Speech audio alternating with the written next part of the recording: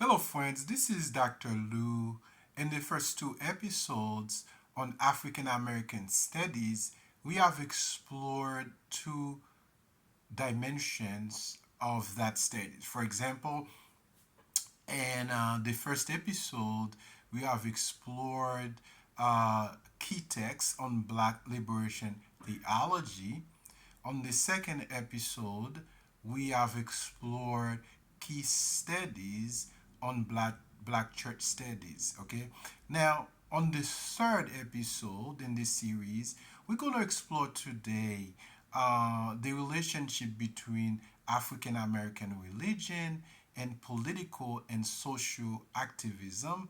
We're going to look at the civil rights movement, social justice movement, and provide you with some key texts to help you understand the not only the enormous contribution of African American thinkers, religious thinkers, activists have made to this country, but to get to grasp, right, to grasp with their ideas, where religious political ideas that have pushed, right, that have given a lift to the problem of struggle in the United States. I want to begin with some key studies on the civil rights movement,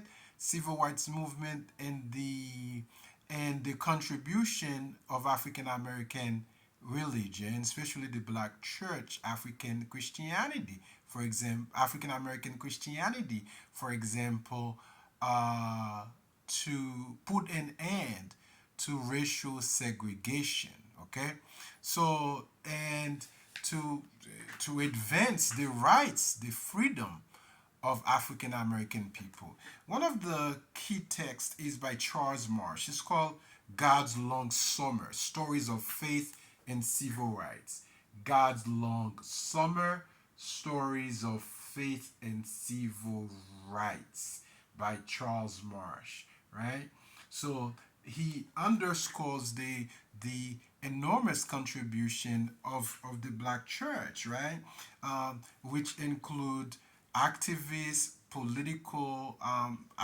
political activists towards towards the freedom and the rights, civil rights of African American. A key text that uh,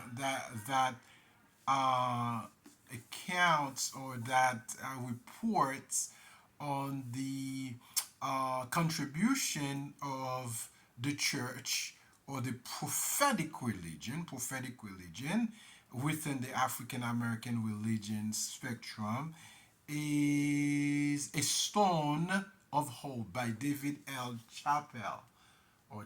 Okay, and again, this is one of the most important texts on civil rights movement. It's called Prophetic Religion in the Death of Jim Crow. The Death of Jim Crow. It's such a well-researched text, a major study on the subject matter. And more recently, theologian and ethicist Gary Dorian published Breaking White Supremacy: Martin Luther King and the Black Social Gospel. Breaking Breaking White Supremacy, Martin Luther King, and in the social gospel. Not only social gospel, in fact, has been a tradition of the black church for many years, even after slavery, which, of course, Du Bois talks about in the souls of black folk. But this is a big text, over 600 pages. So not only social gospel of the African American church has been deployed as a way of thinking, or as a way of decolonized segregation, right? Segregation, but social gospel has been instrumental in the struggle for black rights, black civil rights, and the focus is on Dr. Martin Luther King. His his groundbreaking contributions to segregation for black people to gain rights, different rights, voting rights, civil rights, and the right of speech, the right to go to school, you name it. Great book. Another text that I want to that also touches the struggle of black people during the civil rights era, okay, is is written by Barbara Diane Savage. Barbara Diane Savage is called Your Spirit Walk With Us. Your Spirit Walk With Us. The politics of black religion. The politics of black religion. This is one of my favorite texts on the political aspect of the black church or African American religion. Okay, and of course we can in the book, she discusses the contributions of people like W.E.B. Du Bois, Carter G. Woodson, Benjamin Mays, Martin Luther King's mentor, Nanny Helen, Mary Berthoud Koopman, Charles S. Johnson, and other who have made tremendous contribution to the struggle for civil rights. Another favorite book of mine, which is it's not your typical black church studies book, but it's a book that is informed by the political activism, okay, of the African American church tradition. It's called The Politics of Jesus, written by Aubrey Hendricks, who is a New Testament scholar. This is a groundbreaking work. It looks at the ethics of Jesus, the political activism of Jesus, then looks at the different policies in the United States, in the American government, right? For example, the Clinton policy, and he tries to rely to actually to evaluate governmental policies, governmental laws through the lens of the politic of Jesus, George Bush, Ronald Reagan, etc. And Reagan, Bush, and the politic of Jesus and politic of the church. So this is like a comparative study. That's chapter 7. So the text worth having, The Politics of Jesus by Hendricks. Um, another key text that explores uh, the enormous contributions of African American women, religious women, within the Black Baptist um, denomination, is written by Evelyn Brooks Higginbotham. Okay, Higginbotham wrote Righteous Discontent, the women's movement in the black church from 1880 to 1920. Again, she gives us a full account of the crucial role of black women in making the church a powerful institution, right? For social and political change and justice in the black community. You know, in the United States as a whole, usually people do not, right?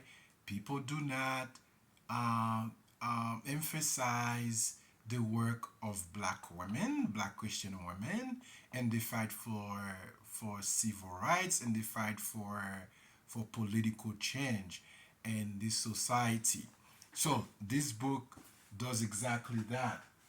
Now, you may have heard the idea of black radicalism tradition, and well, the great Gay wrote as Wilmore. Wilmore Wilmore looks at the the activism of black religious people from the time of slavery. From the time of slavery, in fact, the book is called Black Religion and Black Radicalism: An Interpretation of the Religious History of Afro-American People. So we begin with slavery, right? How black religion served as a tool for the emancipation of the slave.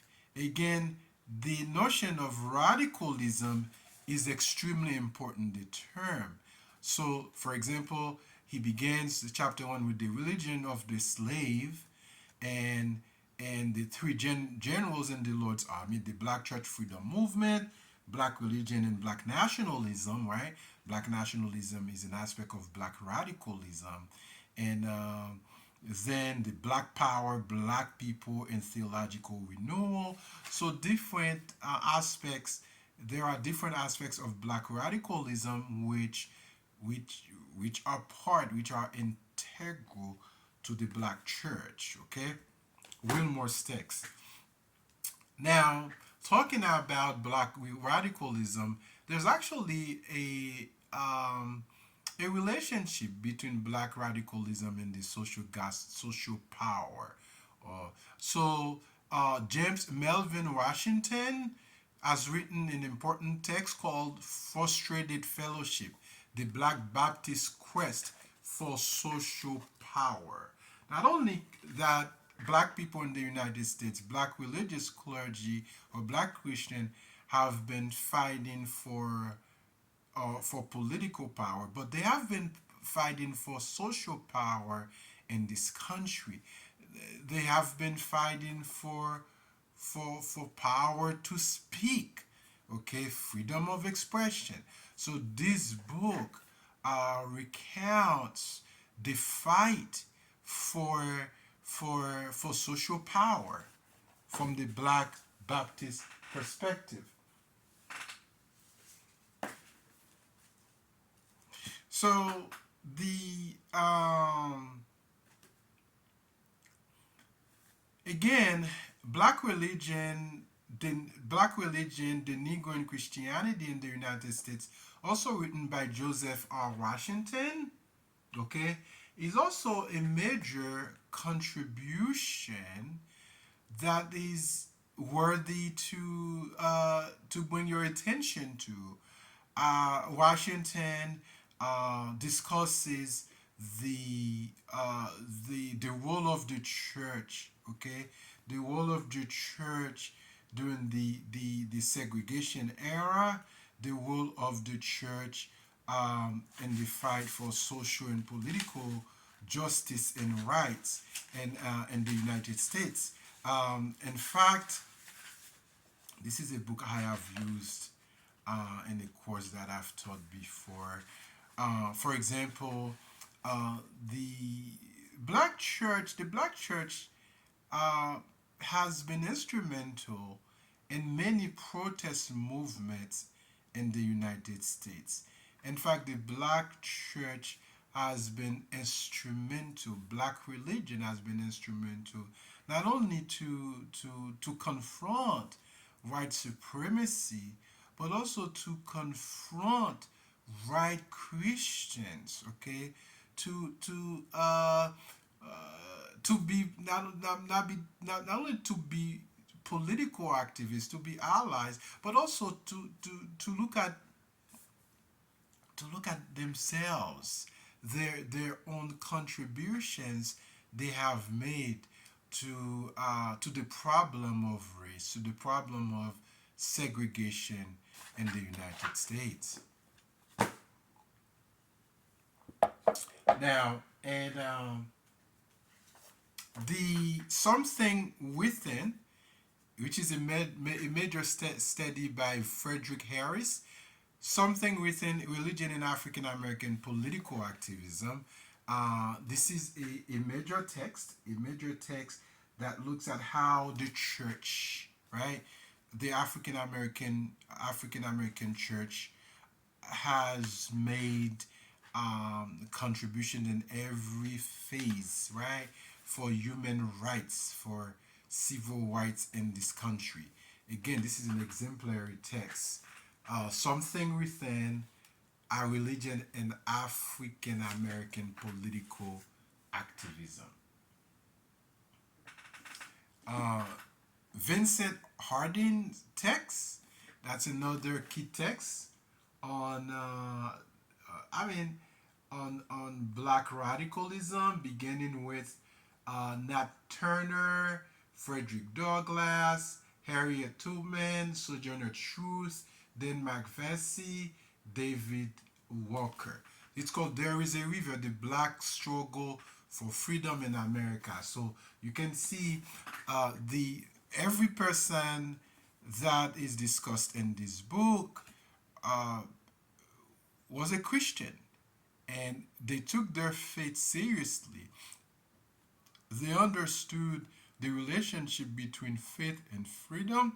They also understood the relationship between faith and political empowerment. There we go. There is a river, the black struggle for freedom in the United States. There is actually